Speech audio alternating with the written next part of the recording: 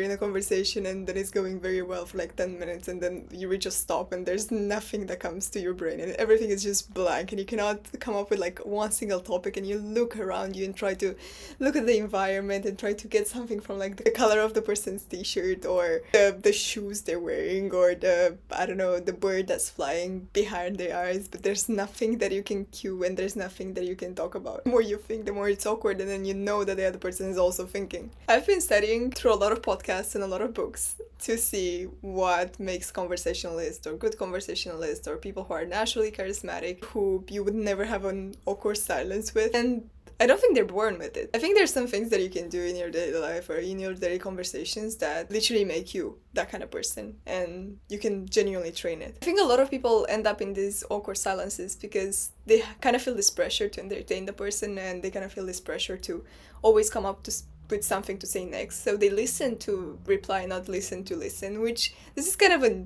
normalized concept and everyone kind of knows about it. But how do you get out of this situation, and how do you actually genuinely listen, not just listen to reply? And I think one thing that helped me, and one thing that I heard a lot of podcasts talk about, is as the person is like talking, think about, like, pinpoint in your mind things that are actually interesting about what they're saying. Like, for example, if they said, oh, I picked up a new photography, I don't know, class or whatever, you can, like, it's actually interesting if you're interested in photography. Or even if you aren't interested in photography, they would probably be interested in photography and you would learn something new about it. So you can just ask, oh, what are you learning? Like, what's the structure of the class? What cameras are you using and how do you find a camera? And have you done photography before or not? One thing you can do to like buy yourself time, and this is a super known fact in negotiations and I don't know, psychology, is to repeat the last 3 words that the person said, or 2 words, depends on the context.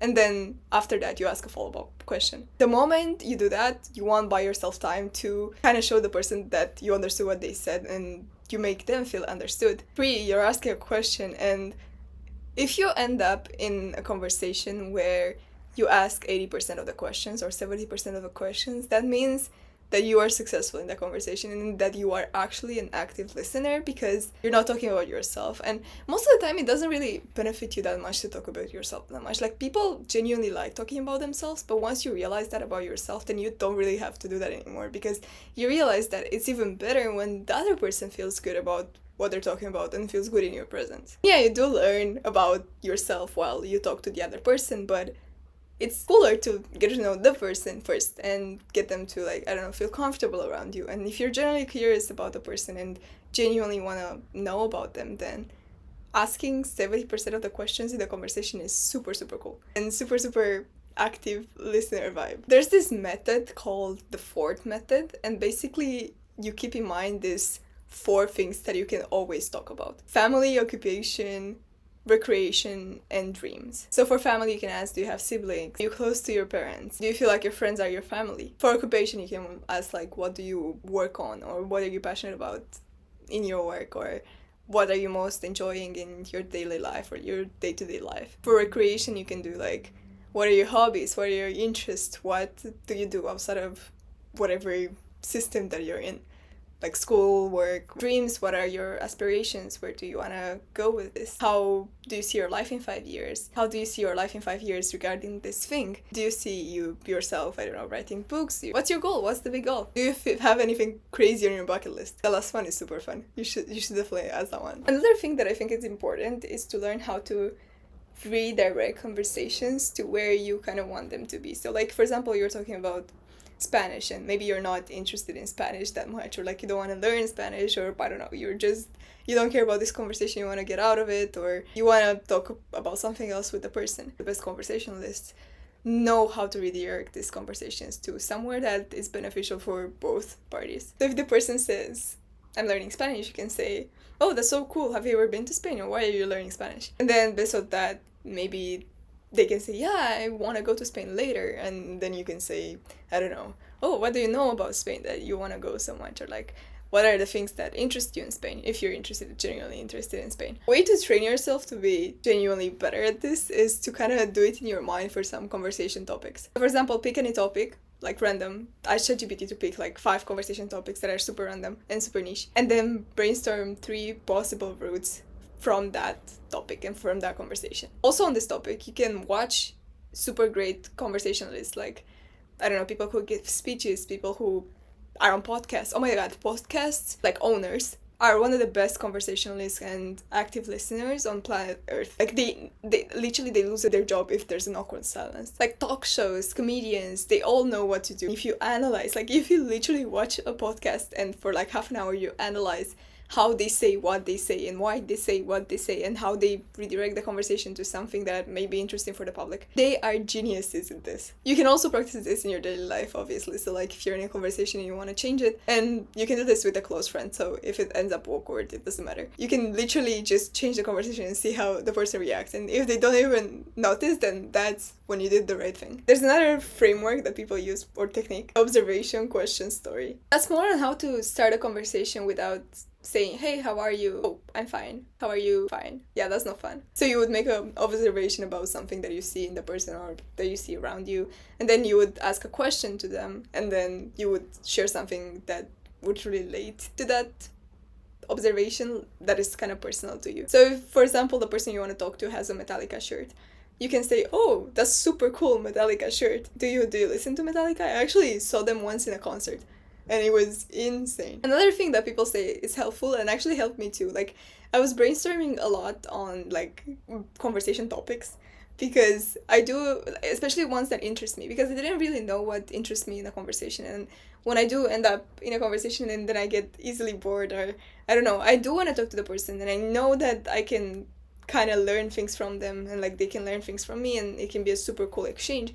But I don't know how to get there, and I don't even know what I want to learn. So I made a conversation bank of all of the ideas that interest me, or like that I want to discuss with people about. And if anything in the conversation triggers those ideas, I try to redirect the conversation into that direction as much as possible, especially because I'm very interested in it. So I know I'm super excited to ask questions, and I'm super curious, you know. So then I can be super, super active in listening to it. So if you have this list and you kind of like know what's on that list in your mind, the fact that you actually take the time to write down that list, that means that you actually are aware of what you want to talk about, which is super, super, super important, because otherwise you end up in the same conversations, you learn nothing about from them. If you're like me, sometimes conversations for me feel like super, super waste of time because I'm not learning anything, and I would much rather listen to a podcast. But maybe that's a me thing. I'm not that much of an extrovert. Or you can even have a question bank, like, for example, questions that you generally, I don't know, you test it on people and you see that those kind of questions lead to cool conversations. Asking a person if they're okay with silence and if they like silence make the conversation 1000 times better. Like, it's absolutely insane. Like, if you ask that at the start or like in the middle of the conversation, the rest of the conversation would just be super, super unbothered, vibey, and like you can literally sit in silence for 2 minutes and none of the people involved care about it, because you just kind of declared at the beginning or at some point that you both really like silence or don't care about silence that much. So there are just some questions that you can ask, or like conversation topics that you can have with the person early on, so that the conversation will go very nicely afterwards.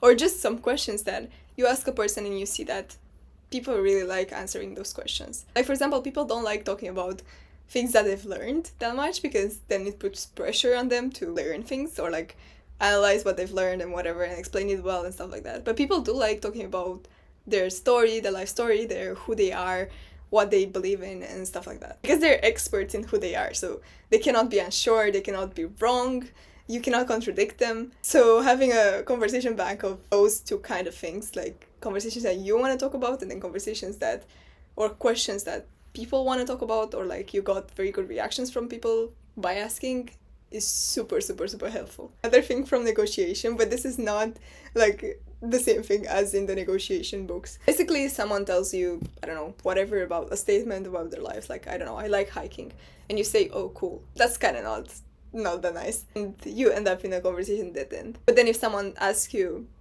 I like hiking, and then you say, oh wow, that's so cool, I just went on a hike like 3 days ago. It's basically having this yes and structure, because first you kind of congratulate them, or like you say, oh, that's super, super cool, the thing that you kind of wanted to say in the beginning when you said, oh, awesome. But then you say something that might continue the conversation, like you never just leave it at the nice fact that you wanted to say in the beginning. And if you do end up in a silence position and you didn't talk about silence with the person, maybe that's a moment to talk about the silence. Like, if you have an awkward silence, talking about that silence is a good way to get out of that awkward silence. But if you do end up in that awkward silence, think about everything that I just told you.